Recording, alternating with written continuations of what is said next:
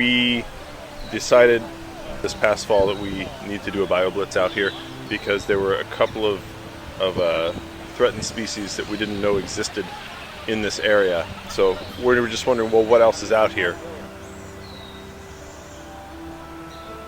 The two goals of our BioBlitz is, one is to get a list of species that are out here, but equally as important is we want to get the public out here. We want people to see what's here, to realize what lies between the cornfield and the river, and how that relationship is so fluid.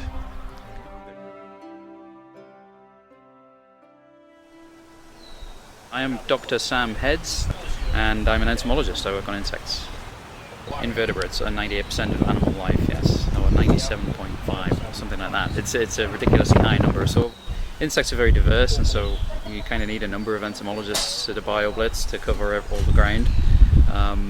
And so I'm always willing to do this sort of thing. It's good fun. It's nice to get out of the office and do something in the field. So we know very little about the insect fauna of this part of the state.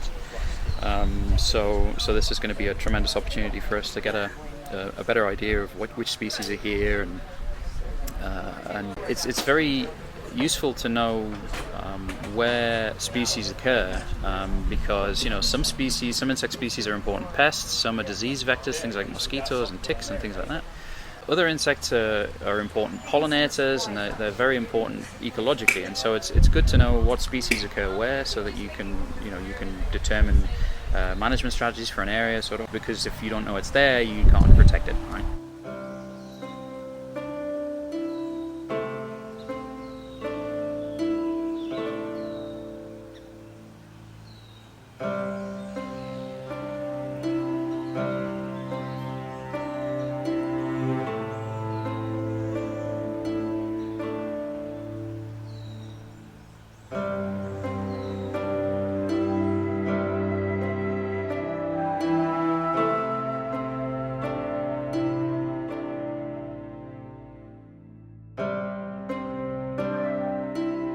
I don't really expect to find anything, fancy, new, any new, new species or any threatened or endangered things, really. But just the thought of documenting what's here is interesting, And you've got all these people that speak Latin as their second language, is always, you've got people just nerding out the whole weekend. It's going to be great.